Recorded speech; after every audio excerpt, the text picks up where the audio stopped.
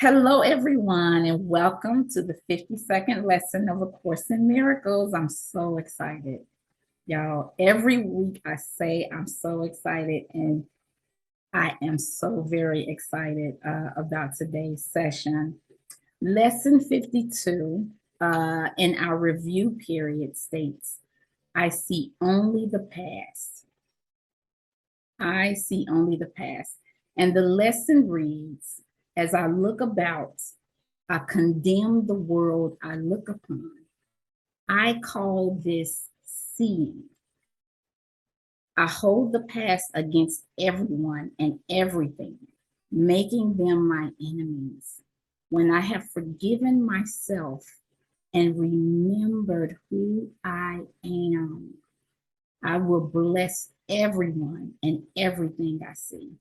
There will be no past and therefore no enemies, and I will look with love on all that I failed to see before. And today, everyone, we are incredibly blessed to be joined by someone who has remembered who she is, which is exactly why we are here, to remember that which we are. Lynda Colter-Bergh was born retaining memories of her past life.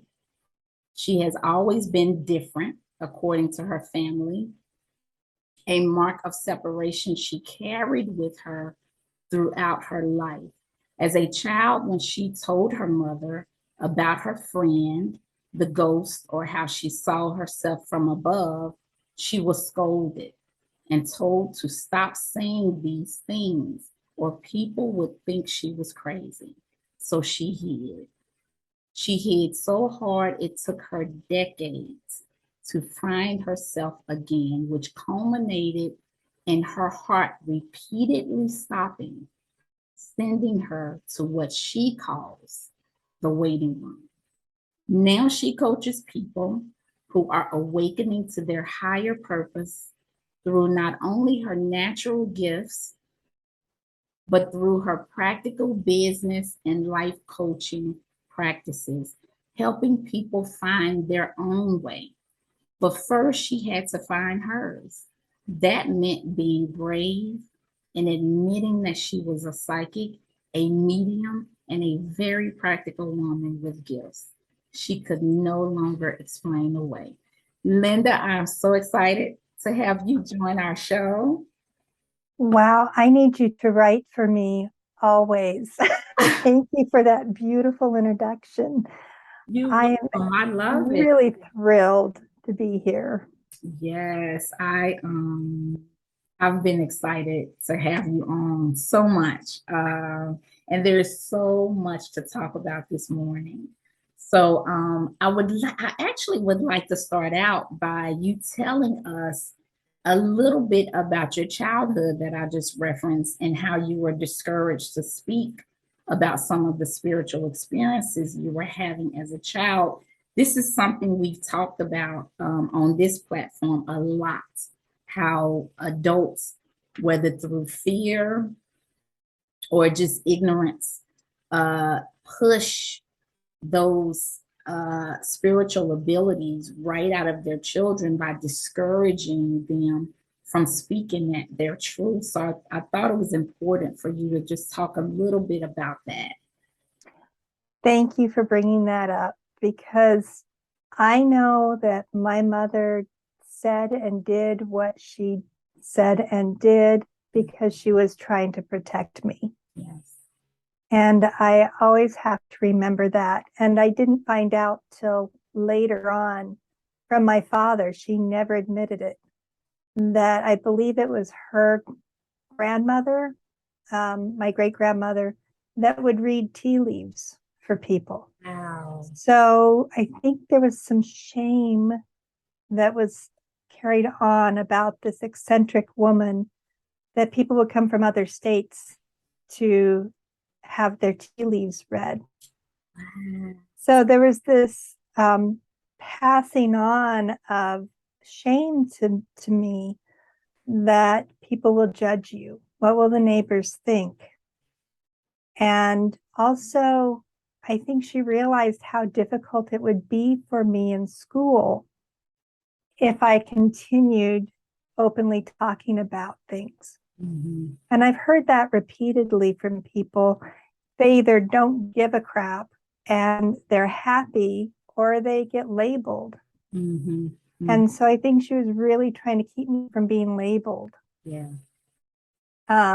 But yes, I had a lot of experiences as a child. But as soon as she said that, one of the things that I still remember is that my friend, the ghost that would only come in a certain part of our property, and he would come and talk to me like I was an adult. And I was just this little 4 or 5 year old, well, 4. And he would talk to me and listen. And, and I always would kind of think of it as, how did he come from behind that tree? Because he's this big and that tree is this big. But he walked out from behind the tree. That's how he always comes to me. How does he do that? But I would create these little picnics and we would talk. And when she told me that, I went and cried. I ran to him and cried and said, my mom told me I can't talk about you anymore. And with this biggest compassion, I'm going to get teary eyed. He said, she's right. I can't see you anymore.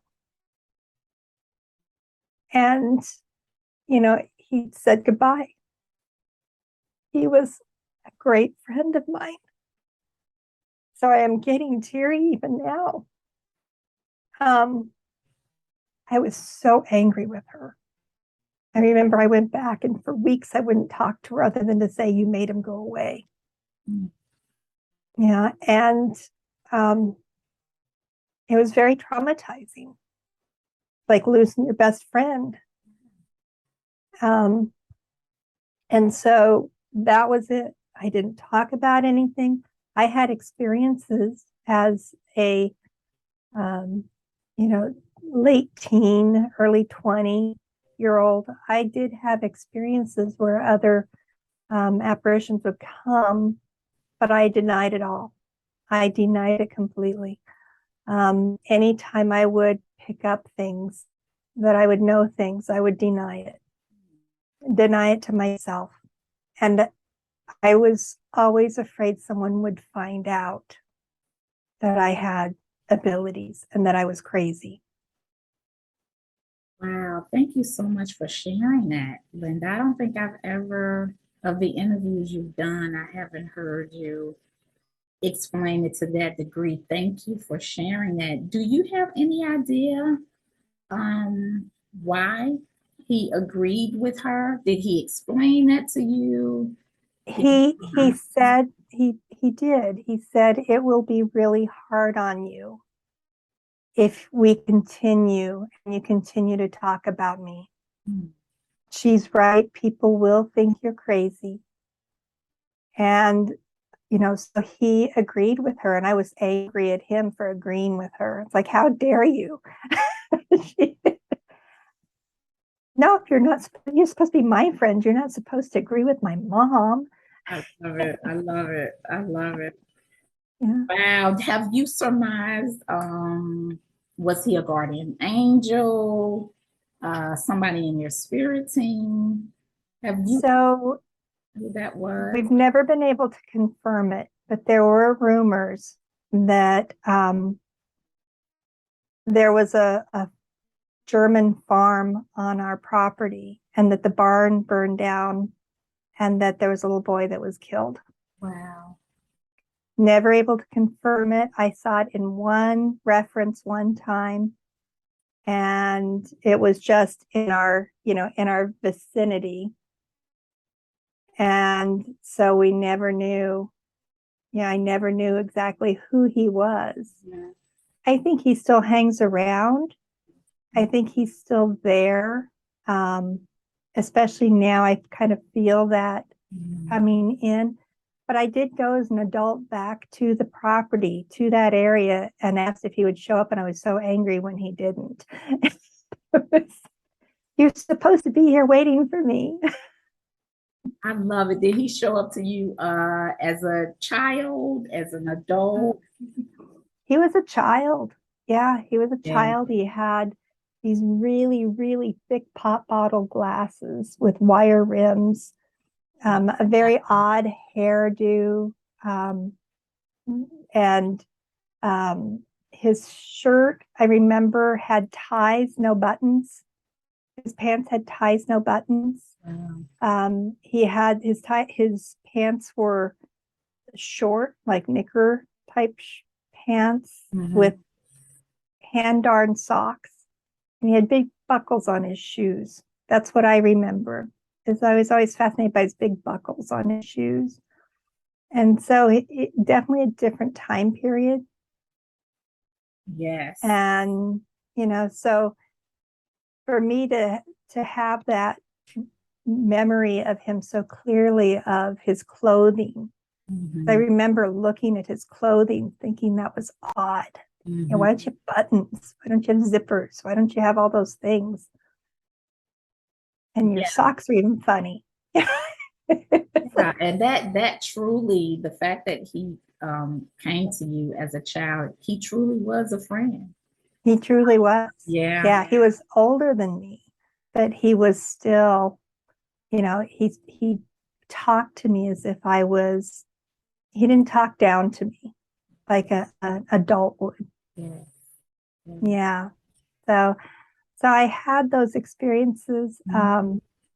But then again, when I hit school, shut it completely off, kept it even as a young adult. Um, it's interesting how much I was able to suppress because, as you said, I remembered as a baby my past life and Mhm. how I was killed. It was just I just knew it. It was like a broken record that I would play every night. And even having that, even knowing that, it almost made it worse. Wow. It was like nobody else talks about that. Nobody else, talks about this thing that I had. I didn't have the word for reincarnation. Mhm. I didn't know that until I somewhere along the way read about it in a book. And it was like, is that what it was? Is that what I was seeing all those years? Mhm. Mhm. Well, thank God, as you're talking and expressing, and even as your friend, right, your childhood friend confirmed that your mom was right, it just make me think, you know what, thank God we are progressing and ascending to a point where we can talk about spiritual stuff. I know in the African American community, especially for me, I can only speak to my experience. We are, in the churches, and a lot of people have these experiences, the near death experience, or even, knowing things. I had another guest on, and she was saying it was shut down, just like it was for you, and so that's why I'm so overjoyed by the work that you and others are doing in terms of just talking about it. It's incredibly common. Mhm. It's once I finally admitted it and started talking about it, there were so many people that, you too, and it gave them permission to talk about it. And that's a lot of why I do this now. It took my friend 10 years of pulling me out of this closet that I had put myself in, of constantly trying to get me to share my story before I finally would. And even then, don't use that word. We'll say I'm intuitive. We'll say anything. We'll call it spidey sense. I'm okay saying I have spidey sense, but I could not use the word psychic. To me, it was this label and this image in my head of what a psychic looked like. And in reality, we all have those abilities. Absolutely. When we talk about gut instinct, or I felt it in my gut, or Yes. I just knew those things, it's like a muscle that we all have. Yes. Yes. Some of We're us, born with. Absolutely. right, and right, and it's just like athletes. Some people are born incredibly athletic. Their muscles are made for it. They just have the aptitude. And then there are people like me who struggle to walk 5 miles, right? Mhm, But I'm still walking.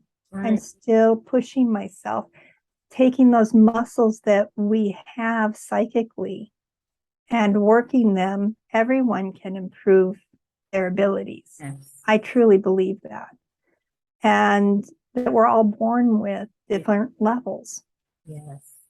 I'm so glad we're talking about this. I just had a session with the Catholic priest, um, and he was just saying that how he doesn't use psychic or medium, even though he's able to, kind of channel energies. And I'm going to actually add a video under the description box of this video because I have a video called how does God believe? What does God think about psychic abilities? What does God think about psychic abilities? And we talked about how Jesus and a lot of ascended masters channeled non-physical high vibrational beings and teachers. Uh, Yes, yes, right? So absolutely.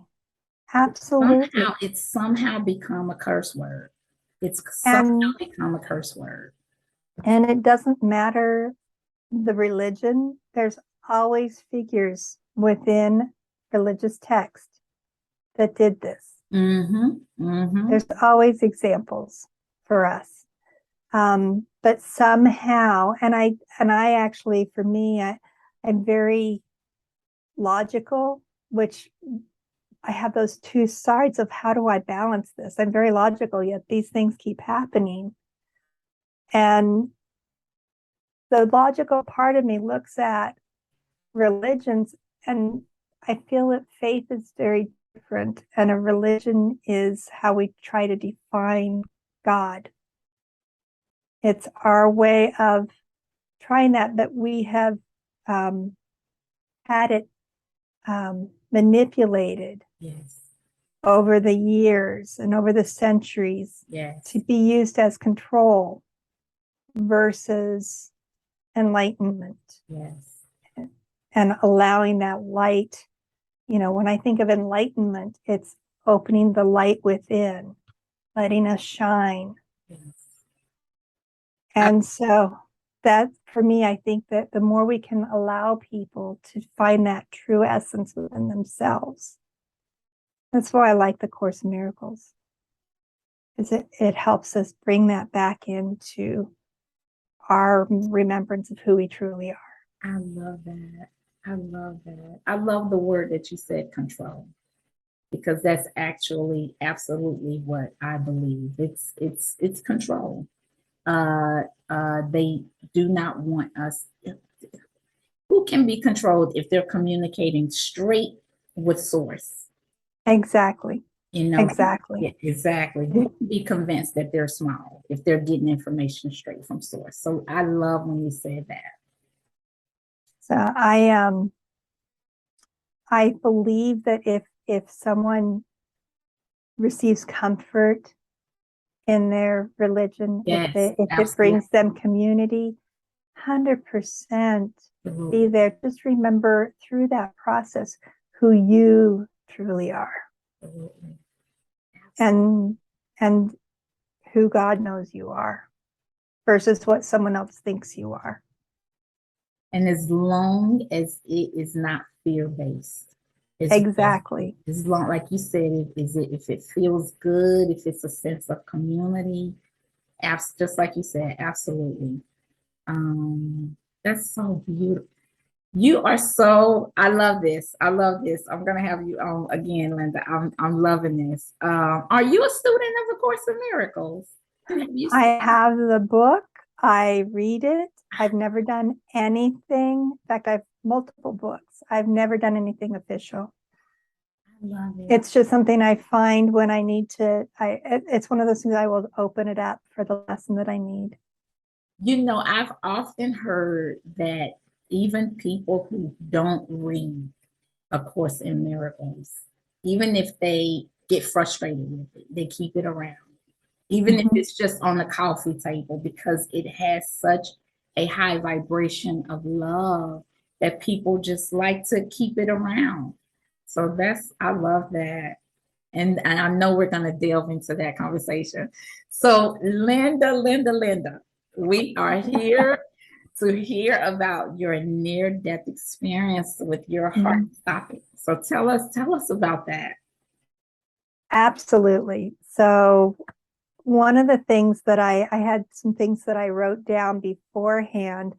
Oftentimes when I meet with a client, I'll have things that are messages that come through. And one of the things I wrote is directly in line with the lesson you gave today. But I'm going to backtrack and give the full story so that you really can hear and understand, because I think we all have done this, that are going through this process to one extent or another. Yeah. So I worked in corporate America. I had this great paying job in IT. I got that job because I worked at a different company and I actually kept erasing all the hard drives I would touch. Wow. So it was kind of a career killer. Wow. And I had to go find a different type of job within the industry that I could work in where I wasn't touching hard drives anymore. And so I went to another company, got paid really well for what I was doing, loved what I was doing for the first couple of years. But as that second year progressed, I became less and less content. And I didn't understand why. It's like I have this job that, everybody thinks I'm a success now because I have this great paying job when I didn't have a degree. I should not have been there because the requirement was a degree. Somehow I got that. And it almost felt like I was above my stature in life that I was supposed to have, right? That my family was very proud of me because I did this in spite of all the lack that was there. And yet I kept getting more and more depressed to the point that I knew if I continued, that within a year I would be dead. Like that was a knowing within me. And it affected everything. It affected my marriage. It affected every part of my life. Was just, I know if I don't make some change, I don't know what that change is, but I know within a year I will be dead. I don't know if I'll have a heart attack. I don't know if I'll accidentally pull out in front of a vehicle, but I know I can't do this anymore. And I know a lot of people who have felt the same way. Get in a point of life where this just isn't working anymore. And I don't know what to do. So I remember distinctly sitting at my desk. Okay, God, I've tried to figure this out. I've tried to figure out where I'm going to go, what I'm going to do, and I can't. So give me some signs, man, because I just don't know what to do. And I had 3 days in a row an offer for a franchise show up at work. This is the weirdest thing. Number one, how did they get my name? Number two, I'm glad I'm the one that does the mail, because I'm sure they wouldn't appreciate that I'm looking at a franchise, which I wasn't, right, in my job. On the third time, it's like, all right, I hear all of these things of things happen in 3. Fine, I'll call them. I wasn't anywhere in their database. I asked them, why do you keep sending me this stuff? And she said, I'm sorry, I don't know.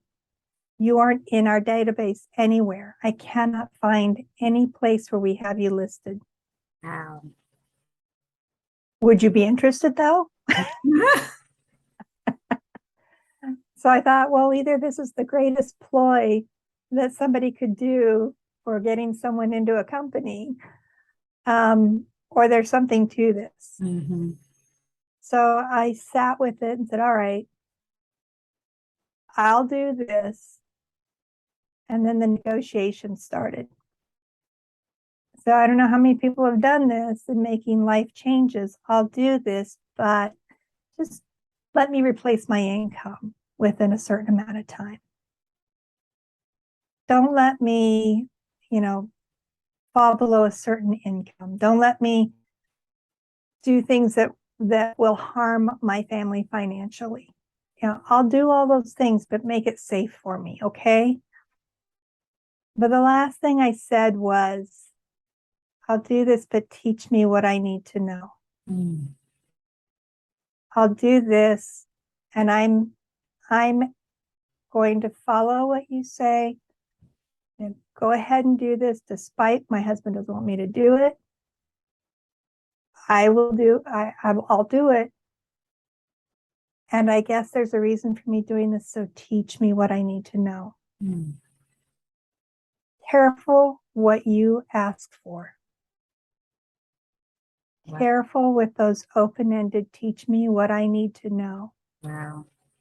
Because one of the things that, and I know we've all, not all, I say that a lot, but we say that phrase without really thinking of the repercussions. Mm.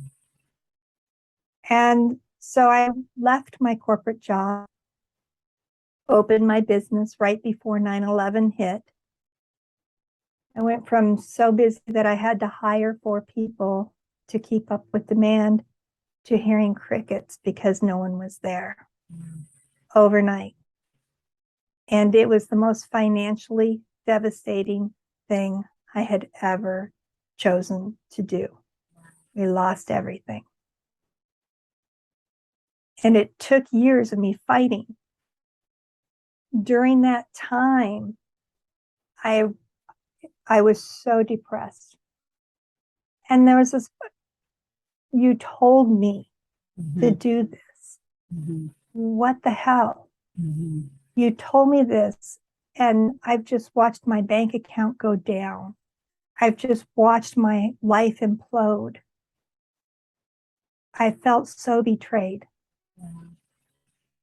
And for me, during that time, between problems with my financial side, problems with my husband, I just didn't want to be here anymore. Mm-hmm. I didn't want to off myself. I didn't want to commit suicide. I just didn't want to be here anymore. Mm-hmm. It was too hard. It wasn't worth it. And so coming in maybe 2002, 2003, I started having episodes at night where the first time it happened, I remember kind of being startled awake by a silence, by a nothingness. And it felt like if you were a house, that somebody took all your electrical cords and pulled them out at once, flipped off every circuit. Mm. I had no energy going into my body. I was conscious, but since I was a child, I could always feel my heartbeat, and my heart wasn't beating. I could tell I wasn't breathing, but I was conscious. Mm. And it wasn't just like a night paralysis. I was physically able to tell that these body functions weren't happening. And my first thought was, my heart stopped. Well, that's not good. I look back and it's like, what a ridiculous thing to like, well, that's not good.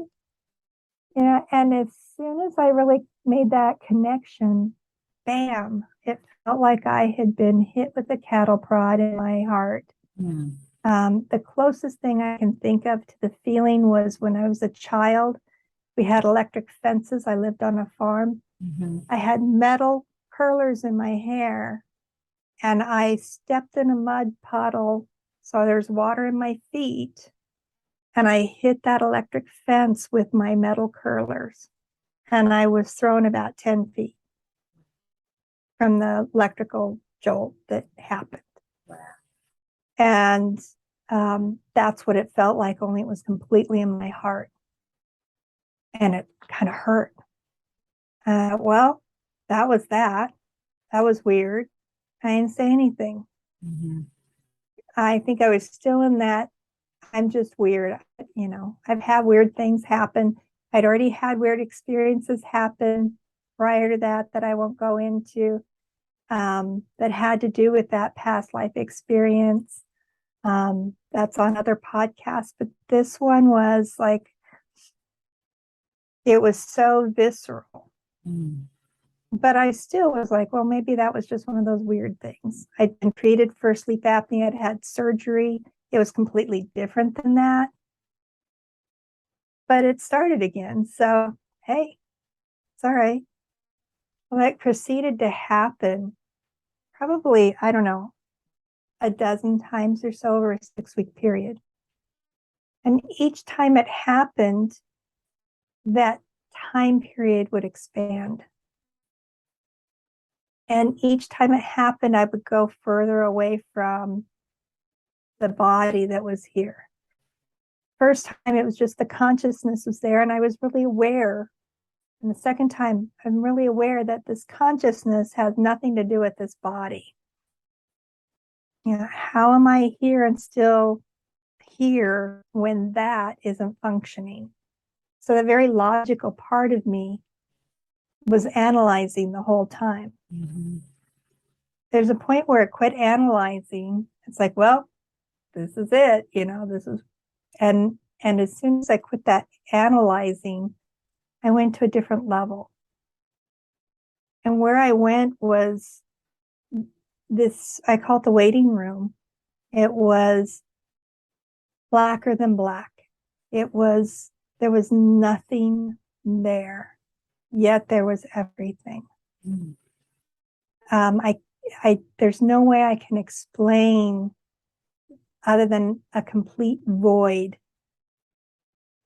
And yet I was conscious, I was there, and I was surrounded and penetrated with this love that was beyond any measure or any words that could come in this planet. I could find every word for love, every description, and it would pale to what I felt. And I almost felt like there was just this energetic buzzing, there was just this energy, this thing that was there that I was a part of. Mm-hmm. And I just would surround it, and it's like, oh, this is beautiful. This is my safe place. I don't know where this is, but more, yes. Mm-hmm. More. And I would spend more and more time in that waiting room. Mm-hmm. And then I'd start thinking about my husband waking up next to me, dead, Mm-hmm. and my parents having to bury me.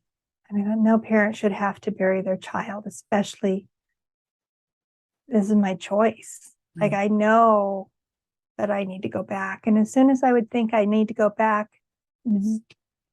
that jolt to my heart would happen. Mm-hmm. And I would be back. And it got to the point, though, where it was like, I know that if all I have to do is go forward, I just have to keep going forward. And what the love that I feel here doesn't even compare with the next step. Like, this is nothing compared to where I could go. And yet I would always pull myself back. So during that time, I actually had a doctor's appointment, annual visit, and didn't say anything to him because I always came back. And it always starts again, so no big deal. I don't know where my thinking goes, but maybe it's just because I know this is just temporary. So I didn't say anything to him, and I did one of those Columbo things when he was leaving. He goes, I have a feeling there's something you're not telling me. Is there anything you're not telling me? Well, yeah, I mean, my heart stops, but it always starts again. He's like, well, wait, what? So then he went through, I don't know how many different tests to try to find out why my heart was stopping. And in the end, he said, I don't know what to do. And he's scribbling on his notepad. He says, I don't know what else to test you for. You've come up negative for everything. But I believe that your heart is stopping. I really believe your heart is stopping because what you describe is what people describe when paddles hit them, when they are brought back to life. Wow. So, I'm left with this, okay, he didn't know what it is. I don't know what it is. I know I just don't want to be here. So I'm sure I didn't tell him that, and I kind of was just left with this, well, that's kind of, I told you it was kind of weird, he left, seemed so discombobulated. He left and left my chart. And I remember opening it up because, you're curious what does he say when he's not telling you? And I opened it up, and what he had been scribbling was question marks all over a piece of paper, and circled in the inside was out of body experience. Wow. And so he didn't know what to do with it. And after that, what ended up happening was I was, again, losing my business, losing everything. As a last act of appreciation to the person that allowed me to have my business, even beyond the point where I could pay her to try and help me recover it, I helped her at a holistic fair, just to be at her booth. And this woman walked up to me. Her name was Evelyn, which is my mom's name. And she literally came to about here. Her eyesight was right at the cleavage. And she walked up and got within a foot of me at most, completely in my space, and just stared at my chest. And I'm like, excuse me, can I help you? And she just kept staring. And I finally stepped back and kind of pushed her back. And can I help you? And she said, want to know why your heart keeps stopping? Just dropped me. And yeah. And she said, because you don't want to be here anymore. And you need to decide if you want to be here, because the next time we're going to choose to go on. So you need to figure out whether or not you're going to be here. Oh, by the way, tonight's the next time. And just, this chill went down me. And so I asked her what to do, and she said, meet me. She gave me her address, meet me after all of this. She worked on me for like an hour and a half to 3 hours. I have no idea. Time was just the second I got on her table, I was out. Before I was on her table, she spent a good hour and a half talking with me until I was convinced in myself that I wanted to be here. So I'm not going to do this unless you actually want to be here. So you've got to convince me and convince you that you do. And I'm not convinced that you do. So when I was done with her, I never had a session again where my heart stopped. It ended right then. The chaos in my life didn't. The pain in my life didn't. I knew that there was this other part of me, this other world, this other after that I already knew, but it reinstated it into my being that this that we have here is the illusion. Mm-hmm.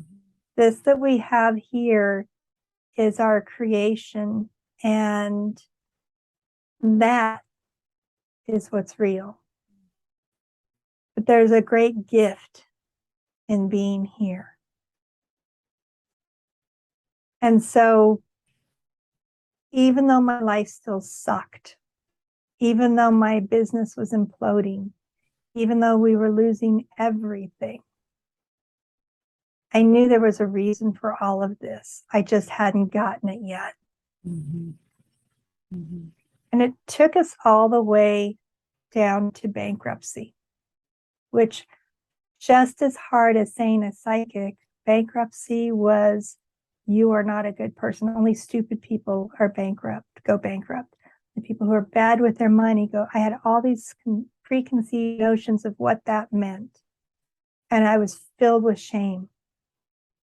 All the way into when I was standing in the courtroom. And I had this sudden peace that came over me through this process. And on like the worst day I could think of, this peace came over me. And this outside voice said, Lynda, when are you going to get that you're enough simply because you were born?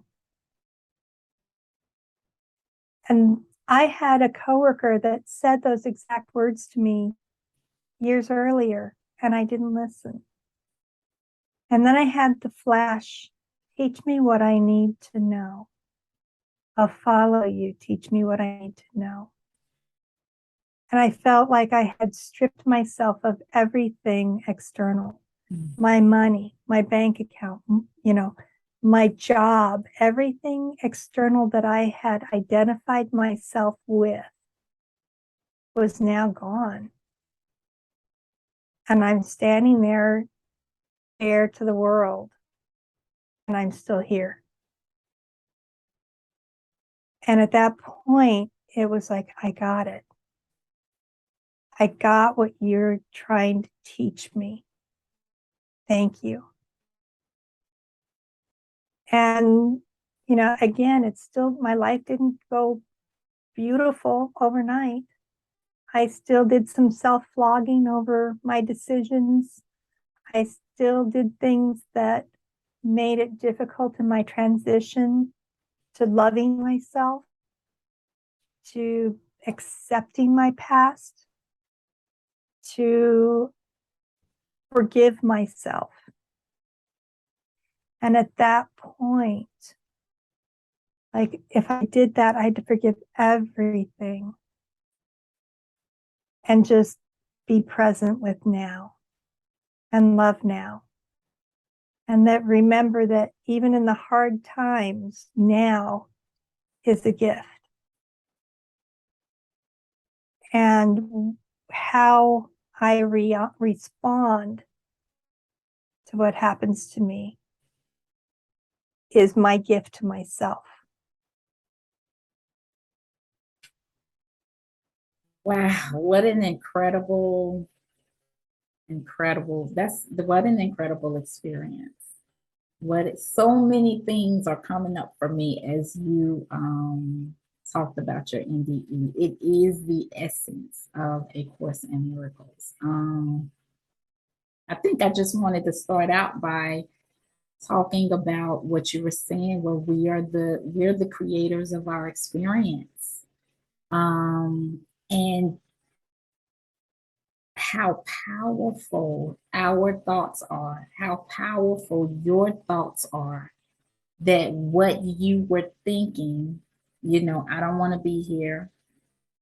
This sucks. I always talk about that our bodies have consciousness, and our thoughts, our speech, and our actions, it's heard by the cells in our bodies, and our bodies will follow suit.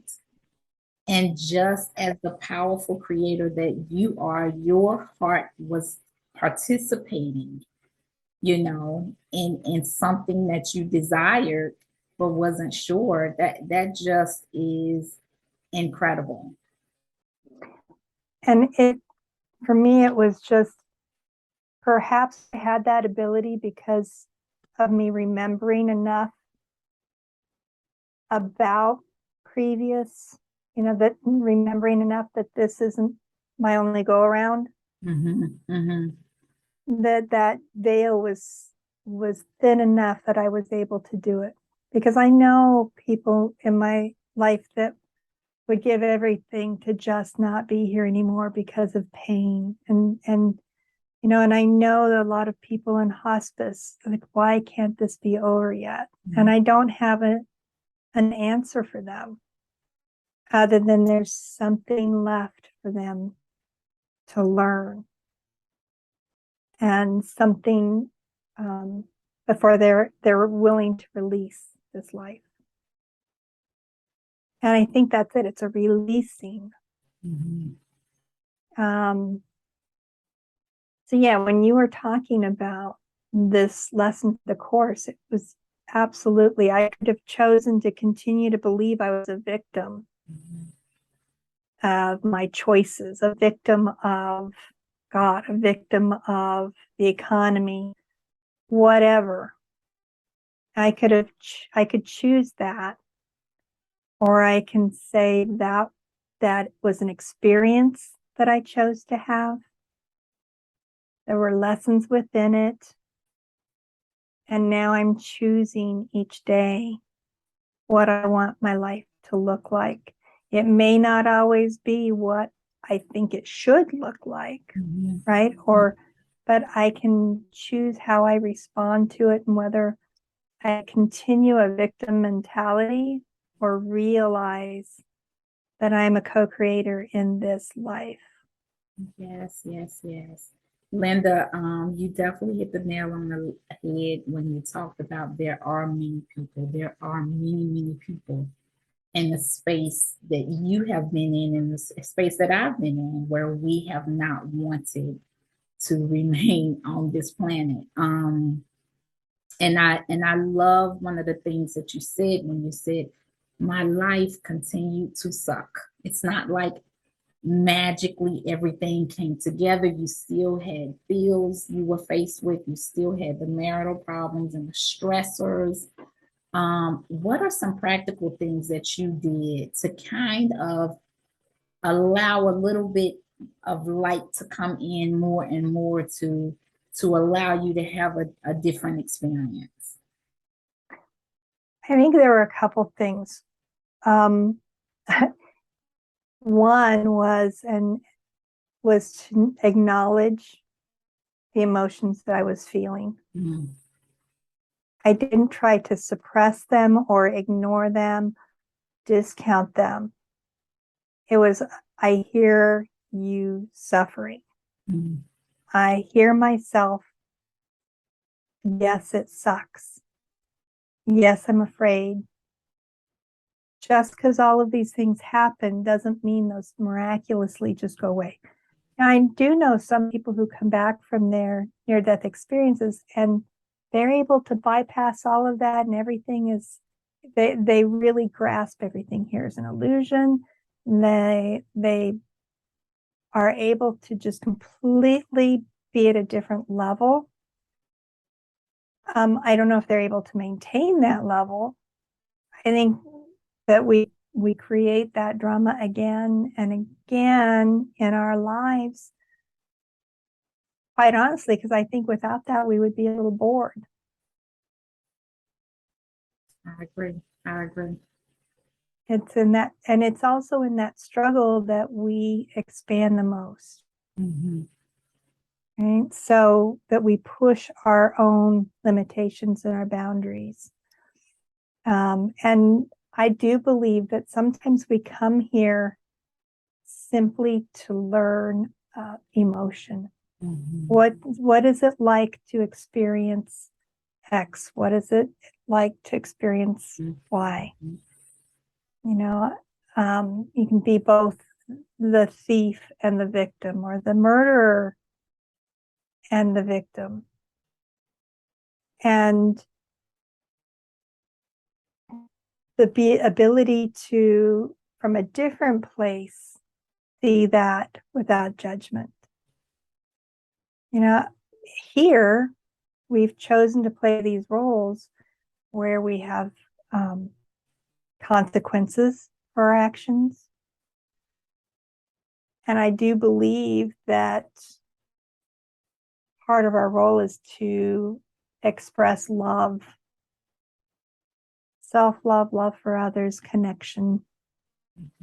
And the more we can do that, the more we raise that vibrational frequency in the world, and the more ease we bring into everyone. Mm-hmm.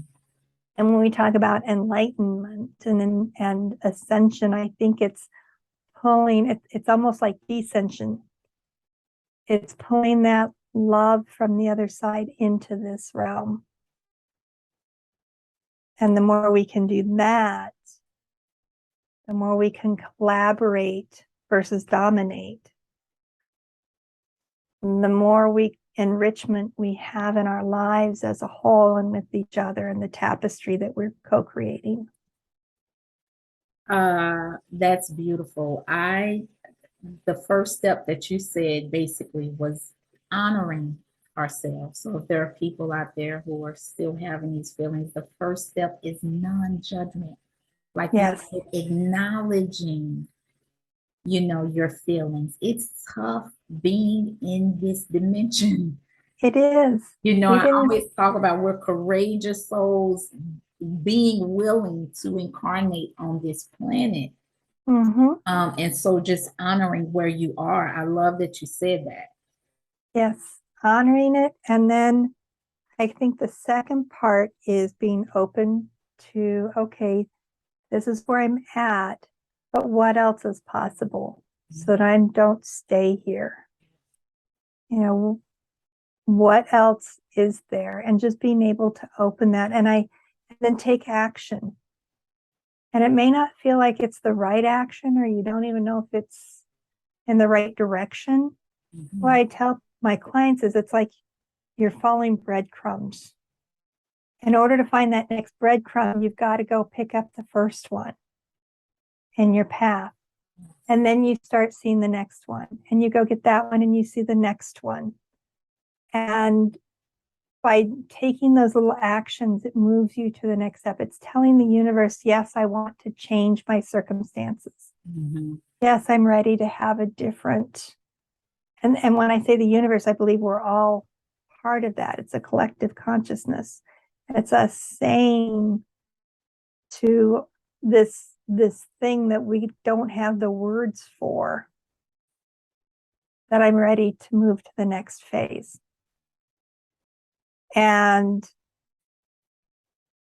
feeling that I'm willing to accept the risk of what that might look like, Mhm. because I was able, I survived. I survived. I lost everything and I survived. I'm still here. I'm still here and I'm still me. So what can I create now? That's What can I exactly it. create now? Yes. And I always say, okay, so I've created this chaos, this pain that I'm in. I can simply create something new, you know, Yes. by changing our thoughts and being open to, Yes. making different choices slowly, Mm-hmm. aggressively. I love Right. that. Right. Step by step. Um, and I think the other part was, because of that experience I had I had a renewed level of trust, Mhm. a trust in the process and a trust in whatever I'm going through. I'll listen more clearly. I'll be more in observation. Mhm. I really think that was another key. A lot of people come through on the other side of this with more abilities, Mhm. Mhm. and and being willing to accept all of you. That's a huge piece of this. Your body, whatever, there's that word flossom. You're flawed and you're awesome. Yeah. Oh, I love it. I love it. You know, Yeah. I really embrace that yes, I'm flawed. Everybody's flawed, and we're all awesome. We're all beautiful. Mm. Um, and so having more compassion for myself and for others, learning that, um, and also learning boundaries and being okay, saying, I love myself enough that this isn't okay. I love my community enough. This isn't okay. I love my neighbor enough that this isn't okay. And just standing in your powerful essence of, of this is the type of world I want to create. Yes, because from my understanding, Linda, when your heart would stop and you were in this realm, you were in a place of unconditional love, whether you would choose to stay there and leave this physical realm Mm-hmm. or not. You were loved unconditionally. Can you talk about that a little bit? Yes. One of the things I was really taken back by was that I'd always taught that, or always, I guess heard, everything's forgiven, right? That when you go to the other side, you are forgiven for your sins, right? Mhm. What I clearly got when I was there is that there's nothing to forgive. I love you unconditionally. You are loved unconditionally.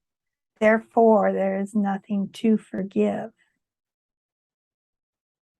Now, in this world, I think we do have forgiveness that comes in because we have judgment, Mhm. Mhm. right? Without the judgment, we wouldn't have the need for forgiveness, right? But we do. On the other side, there was so much love that there wasn't even forgiveness because there was no need.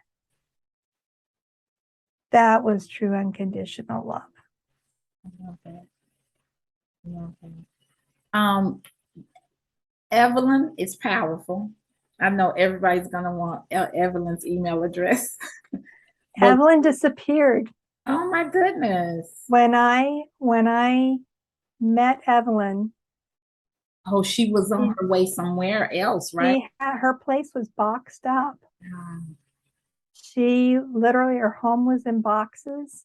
When I tried to get her contact information for later in case I had questions, she just shoved me off. No, you're not, it's not needed. And I never saw her again.